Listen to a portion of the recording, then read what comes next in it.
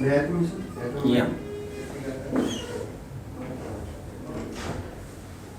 Good morning. Good morning madam. Good morning. Good morning. Token ठेवा आणि बसा.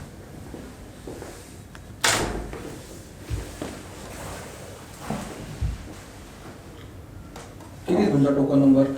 24 sir. कुठून आलात पण तुम्ही? सर पुण्यावर. पुण्यामधूनच आलेला आहात तुम्ही. तुमचं जे पद आहे बघा, असिस्टंट प्रोफेसर शल्यतंत्र जे आहे, यस तुम्हाला अकॅडमिक्समध्ये काम करायची इच्छा काय बरं? Yes sir. अकॅडमिक्समध्ये येणं हे माझं पॅशनच आहे आणि ते माझं पॅशन अलाईन करतं आहे या फील्डसोबत. त्यासोबत अकॅडमिक प्लस सर्जिकल स्किल्स त्याच्यामध्ये डेव्हलप होतात, प्लस रिसर्च. फक्त हे असिस्टंट प्रोफेसर जेव्हा होतं तेव्हा तिन्हीचा एक संलग्न भाग असतो आणि त्यामुळे मला याची आवड आहे आणि मी गोडी निर्माण झाली. आता मला 3 वर्षापासून मी काम करत आहे, तर मला त्याची इच्छा आहे. बरं, आता तिन्ही गोष्टींचा याच्यामध्ये मेळ येतो. रिसर्च पण आहे, सर्जरी पण आहे, Yes. अकॅडमिक्स पण आहे, बरोबर? येस. आयुर्वेदामध्ये ज्या पद्धतीने रिसर्च व्हायला पाहिजे त्या पद्धतीने होत नाही, हे वास्तव आहे का? काही प्रमाणात आतापर्यंत ठीक होतं, पण आता इथून पुढे न्यू ॲडव्हान्सेस येत आहेत. जे रिसर्च स्टुडंट्सला टीचिंग आहे आणि स्टुडंट्सचं लर्निंग आहे, रिसर्चचा अप्रोच बदलला आहे. आता ग्लोबलायझेशनमुळे स्टुडंट्स पण असे नवीन जे ड्रग्स आहेत जे ग्लोबल हेल्थशी रिलेटेड जे न्यू इश्यूज आहेत, जसे की आता अँटीमायक्रोबियल रेजिस्टन्स आहे, तर तिकडे अँटीबायोटिक्समुळे ते खूप वाढत चाललं आहे. तर आपले जे आयुर्वेदिक ड्रग्स असतील, मेडिसिन्स असतील, त्याने खूप चांगला इफेक्ट पडतो पेशंट्सला. पंचकर्म थेरपी असेल, रोबोटिक सर्जरी जी असते बघा, येस सर. त्याचे लूप होल्स काय आहेत बरं? डेफिनेटली त्याचे every aspect has few loop holes आणि काही चांगले भाग आहेत. तर रोबोटिक सर्जरीचा एक लूप होल म्हणजे की मे बी कधी कधी जे डिसिजन मेकिंग आहे, काही वेळेस टिश्यू हँडलिंग असतं, म्हणजे एखाद्या पेशंटला काहीतरी ग्रोथ असेल ते आपण काढतोय, पण ते रोबोटिकमध्ये ती फक्त विजनने कळत नाही, काही गोष्टीला फील पण लागतो. तो फील रोबोटिक्समध्ये मिळेल असं मला वाटत नाही. बरं, 3D प्रिंटिंग जे आहे त्याचा काय रोल आहे बरं सर्जरीमध्ये?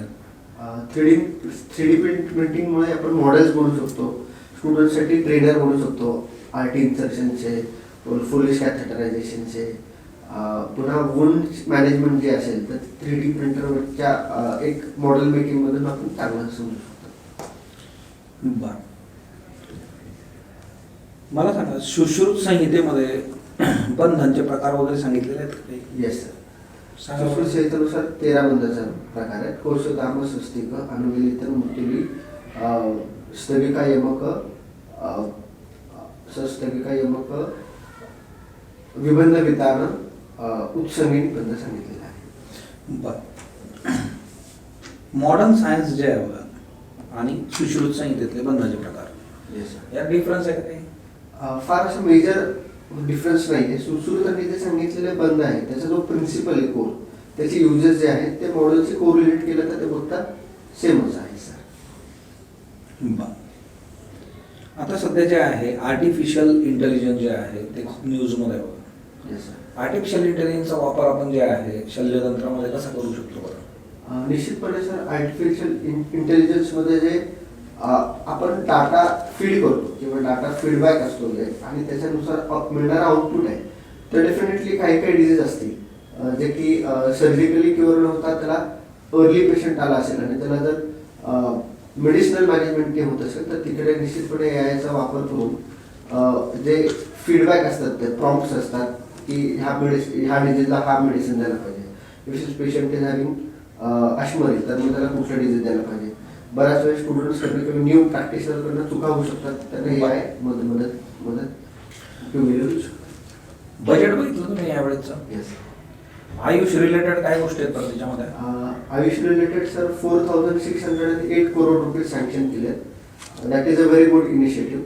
3 All India Institute of Ayurveda हे आपण एक स्थापन करणार आहे असं गव्हर्नमेंटने एक आयुष बजेटमध्ये दिलेलं आहे. ठीक आहे. तुमच्या फॅमिलीमध्ये कोण कोण आहे? माझ्या फॅमिलीत आई बाबा आणि पत्नी आणि एक मुलगी आहे. अच्छा, you are married. Yes madam. इथे फॉर्ममध्ये तुम्ही अनमॅरिड मेन्शन केलं का? तेव्हा मॅडम लग्न नव्हतं. कधी अप्लाय केलं होतं तुम्ही? कोणत्या वर्ष? 2023 साली अप्लाय केलं. ओके. तुमची लग्नाची तारीख आठवते का? 9 मे 2023. 2023. ओके. तुमच्या पत्नी काय करतात? त्याही BMS डॉक्टर आहेत. ते सकाळी प्रॅक्टिस करतात, मी संध्याकाळी प्रॅक्टिस करतो. सकाळी हॉस्पिटलला असतो कॉलेजला. अच्छा, तुमची प्रायव्हेट प्रॅक्टिस सुद्धा आहे. Yes madam. तुम्ही BMS केल्यानंतर PG साठी शल्यतंत्रात का चूज केलं होतं? Yes madam. शल्यतंत्र इज ह्याच्यामध्ये एक डिफरंट ॲस्पेक्ट म्हणजे सर्जिकल स्किल्स.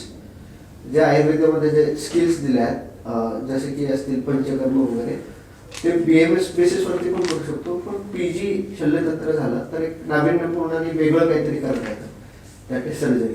तर मला याची आवडच होती पायरी फिशर फेस्टिवलची. तर त्या संदर्भात ट्रीटमेंटची मला आवडते, म्हणून मी ते केलं. ओके. सध्या महाराष्ट्रामध्ये शासकीय आयुर्वेदिक महाविद्यालय किती आहेत? सध्या शासकीय महाविद्यालय 6 आहेत. एक अजून एक 7वं एक कागलला होतं कोल्हापूर डिस्ट्रिक्टमध्ये. आणि 5 आणि 6 नंबरचं कुठं आलं? एक जळगावचं गव्हर्नमेंट आयुर्वेदिक कॉलेज आहे आणि बारामतीचं गव्हर्नमेंट आयुर्वेदिक कॉलेज. कार्यरत झालेत का हे दोन्ही? हो हो, पूर्णपणे वर्किंग झालेले आहेत? वर्किंग झाले. शुअर? Yes madam. रक्तमोक्षण हे एक फेमस टूल आहे आयुर्वेद आपण जेव्हा विचार करतो तेव्हा त्याच्यामध्ये काय होतं नक्की? रक्तमोक्षण केल्याने जे बॉडीचे टॉक्सिन्स आहेत ते रिलीव्ह व्हायला मदत होते आणि रक्तातील अग्नी वाढायला मदत होते. इफ यू अप्लाय रक्तमोक्षण बाय जलोका तिकडे 2 प्रकारचे महत्त्वाचे कंटेंट सिक्रेट करतात, म्हणजे हिरोडिन आणि कॅलिन. हिरोडिनमध्ये थोडंसं ब्लड थिनिंगची कॅपॅसिटी होते, ब्लड थिनिंग होतं आणि लोकलाइज ब्लड सर्क्युलेशन वाढतं आणि पेशंटला पेन असेल, काही स्किन रिलेटेड प्रॉब्लेम असतील तर इम्प्रोवाइज्ड सर्क्युलेशनमुळे रिजनरेशन ऑफ द टिश्यू होतं आणि म्हणून रक्तमोक्षणाचा चांगला फायदा. पण एकदा तुम्ही ट्रीटमेंट करता यूज केलेली जलोका जी आहे ती परत रियूज करता का तुम्ही? शास्त्रात दिलं की 30 दिवसानंतर वापरावी, पण ती शक्यता आम्ही वापरत नाही. त्याच पेशंटला हवी असेल तर 3 महिन्याने 2 महिन्याने वापरतो. तोपर्यंत तुम्ही ती जतन करता तशीच? हो. बरं. सध्या आपले वेगवेगळे मॉडर्न टेक्निक्स पण अवेलेबल आहेत पहा, म्हणजे आपण जर रक्तमोक्षणाच्या संदर्भातला विचार करतोय तर अशी काही सिच्युएशन आहे का की ज्यात तुम्ही मॉडर्न टेक्निक्स पेक्षा पण रक्तमोक्षण सजेस्ट कराल एखाद्या पेशंटला? हो, निश्चितपणे वुंड असेल पेशंटला आणि नॉन हिलिंग वुंड असेल तर तिथे निश्चितपणे याचा फायदा होईल. स्किन डिझीजेस असतील तर तिकडे रक्तमोक्षणात चांगला फायदा होईल. बरं. आणि सुश्रुत संहितेमध्ये व्रण जे असतात आपले त्याच्या ट्रीटमेंटबद्दल काय सजेस्ट केलेलं आहे? आचार्य सुश्रुतांनी जर वुंड दुष्ट असेल तर तिला शुद्ध करावं आणि त्यासाठी विविध औषध दिलेले आहेत. एकदा शुद्ध झाली की मग त्याला पुन्हा वेगळे औषध दिले. षष्टी उपक्रम सांगितलेला आहे एक वुंड हिलिंगसाठी. अच्छा. तुम्ही आतापर्यंत हँडल केलेली एखादी डिफिकल्ट केस सांगेल का तुम्हाला? एक रिसेंटली एक फिमेल होती, तिला ब्रेस्टमध्ये ॲब्सेस होता, तो आम्ही ड्रेन केला. पण त्यानंतरही पेशंट्सला 7 डेज फिवर ऑनगोईंग होता. मग आम्ही एक डिसिजन घेतला. माझ्या जे सिनियर प्रोफेसर असतील HOD असतील त्यांच्याशी चर्चा करून पुन्हा पेशंटला रिएक्सप्लोरेशन करून तो एक ब्रेस्ट ॲब्सेस पुन्हा एक्सप्लोअर केला. सराउंडिंग टिश्यू जो होता मॅस्टायटिसचा तो काढला आम्ही पुन्हा मग तिला ऑपरेट केलं. तर मग त्यानंतर पेशंटचा फिवर वगैरे सगळा कमी झाला आणि पेशंटचं वुंड हिलिंग पण चांगलं झालं. So this was the recent case. Okay. तर शल्यतंत्रामधलं जे मॉडर्न रिसर्च आहे पहा, लेटेस्ट गोष्टी काय काय येतात तर ते तुम्ही कसं राहता अपडेटेड त्याच्याबद्दल? आम्ही कॉन्फरन्सेस अटेंड करतो, वेबिनार्स वगैरे घेतो. आत्ताच आम्ही आमच्या कॉलेजमध्ये रिसेंटली CPR वर्कशॉप घेतला होता 2026 मध्ये आणि त्याचा विद्यार्थ्यांनाही फायदा होतो, आम्हालाही फायदा होतो, आमचंही नॉलेज बूस्ट होतं, एक आमचे पण स्किल्स डेव्हलप होतात. पेपर वाचता तुम्ही न्यूजपेपर? येस. कोणता? लोकसत्ता किंवा लोकमत वाचतो. डेली वाचता तुम्ही? आजचा वाचलाय का? आजचा वाचला. डेली नाही वाचत? डेली नाही वाचत. बरं. तुम्ही आता CPR वर्कशॉपचा उल्लेख केला.